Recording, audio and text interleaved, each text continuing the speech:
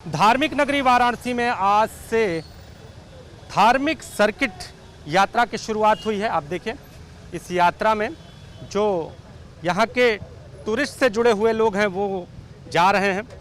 काशी, चित्रकूट, प्रयागराज और अयोध्या तक ये लोग जाएंगे और आने वाले दिनों में जो पर्यटक हैं उनको काशी में 7 दिन तक रोकने की योजना है। तो ये लोग इन जगहों पर जाएंगे, इन जगहों के बारे में जानेंगे और उसके बाद अपनी वेबसाइट पर वहाँ की खासियत को अपलोड करेंगे। नाम जानेंगे आपका? मेरा नाम अनिल त्रिपाठी है। मैं वाराणसी टूरिज्म गिल्ड का जॉइंट सेक्रेटरी हूँ। अनिल जी, आप इस यात्रा में शामिल हो रहे हैं, उद्देश्य क्या है, किस तरह की? जी देखिए, अभी जो अब से भव्य श्री राम जी का मंदिर बनने वाला है, तो उसके बाद प्रयागराज, वाराणसी, चित्रकूट और जो है अयोध्या का इतना अच्छा सर्किट बनेगा कि आप ये समझिए कि पूरे भारत में हमको लग रहा है कि इस प्लेसों पे सबसे ज़्यादा टूरिस्ट आएंगे compare to any other state.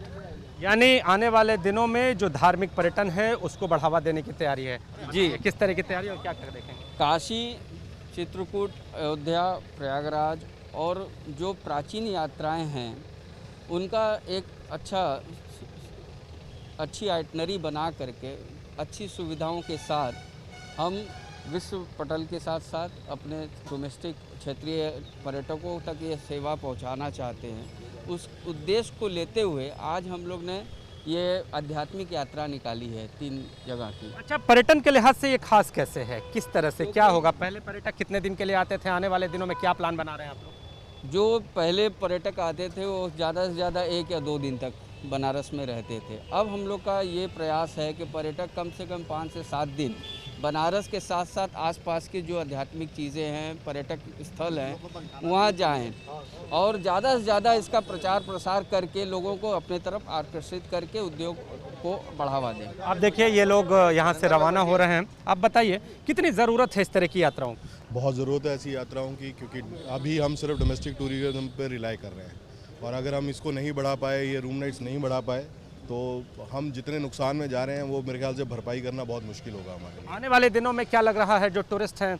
वो इस धार्मिक पर्यटन की जो यात्रा है उसको स्वीकार करेंगे? 7 दिनों तक काशी रुक सकते हैं, क्या क्या करेंगे आप लोग इस यात्रा के दौरान? बिल्कुल, मेरा मानना है कि अगर हम ये अगर ये दिखाया जाए कि ये चीज़ें आप कर सकते हैं पूर्वांचल में आके, तो पर्यटक अपने आप कोशिश करेगा कि वो 7 दिन रुके और ये सारी चीज़ें देख के जाए।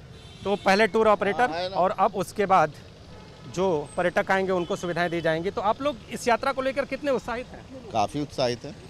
हम लोग रामायणा सर्किट जो होती है उसको प्रमोट करने की पूरी कोशिश कर रहे हैं और इसको कोशिश में हम लोग वेबसाइट और ये अपना जो प्रमोशन की चीज़ें हैं यूपी टूरिज्म, इंडिया टूरिज्म के थ्रू कर रहे हैं।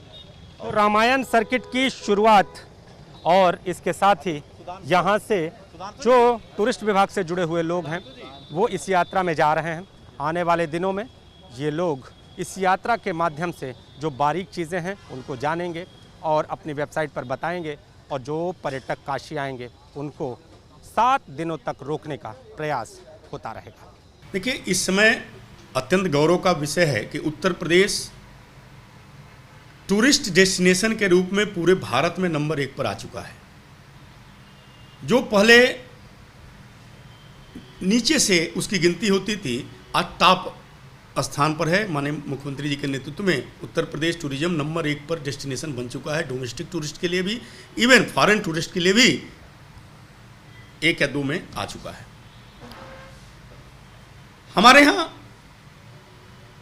आध्यात्मिक केंद्र उत्तर प्रदेश को ही भारत की संस्कृति का केंद्र कहा गया है। यहाँ पर आध्यात्मिक केंद्र कृष्ण से जुड़े हुए, प्रभु श्री राम से जुड़े हुए, बाबा विश्वनाथ, देवी भक्ति से जुड़े हुए सभी केंद्र यहाँ पर हैं।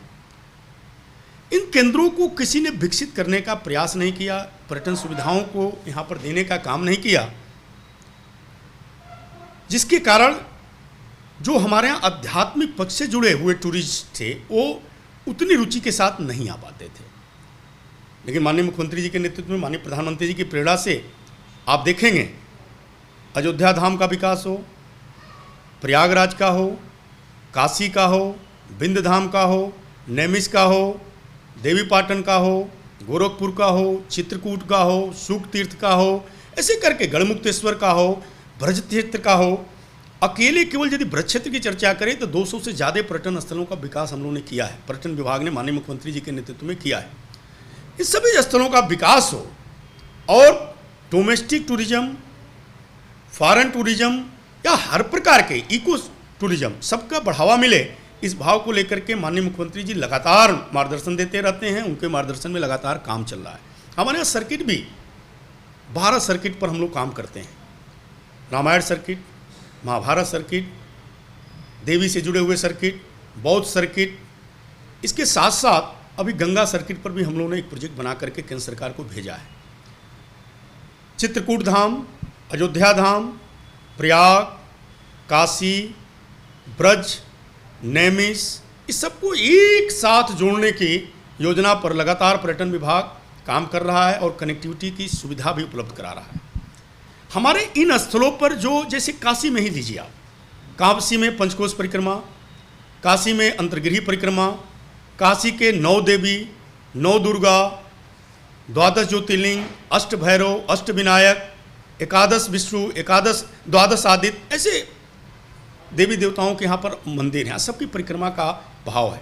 लेकिन जब टूर ऑपरेटर इस विषय को जानेगा, उसको बताया जाएगा, तब पर्यटन को बढ़ावा मिलेगा और पर्यटकों को रुकने के लिए बाध्य होना पड़ेगा इन स्थलों पर जाने के लिए करके। इसी तरह अयोध्या जी में जब कोई जाएगा, चित्रकूट में कोई जाएगा, प्रयाग में सिंगवेरपुर सखा भक्ति का सबसे बड़ा केंद्र है, निषादराज गुह का बहुत बड़ा केंद्र है, उसको पर्यटन के नक्शे से बाहर कर दिया गया था।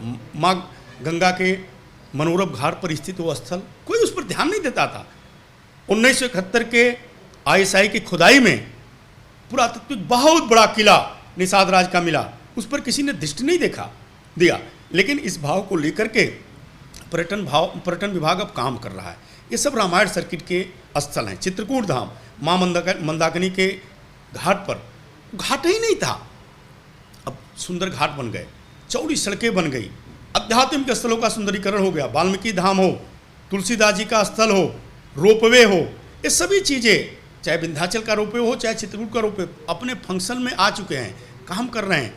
अयोध्या धाम में 150 से ज़्यादा ऐसे आध्यात्मिक स्थल, पर्यटन से जुड़े हुए स्थलों पर या तो विकास कार्य पूर्ण हो चुके, या चल रहे हैं, या प्रक्रिया में हैं। इस सभी स्थलों को टूर ऑपरेटर जाने, पर्यटक जब आते हैं उनको दिखाएं। जब पर्यटकों को दिखाएंगे, पर्यटक कम से कम ऐसे सभी स्थलों पर 2 दिन 4 दिन जब रुकेगा, तो 2 दिन 4 दिन जब रुकेगा तो निश्चित तौर पर आने वाले दिनों में हमारे व्यापार को बढ़ावा मिलेगा, लोगों को रोजगार मिलेगा।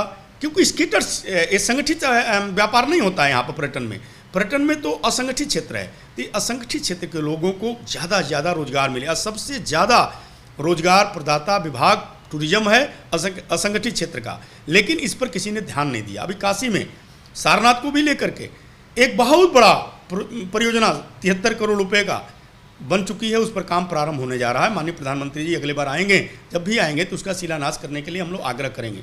ऐसे बहुत से इसी भाव को लेकर के टूर ऑपरेटर को इन स्थलों को दिखाना, वो देखें, पर्यटकों को बुलाएं और रामायण सर्किट के जो स्थल हैं उनको विशेष तौर पर देखें। ये भाव लेकर के आज टूर ऑपरेटरों को भेजा गया है।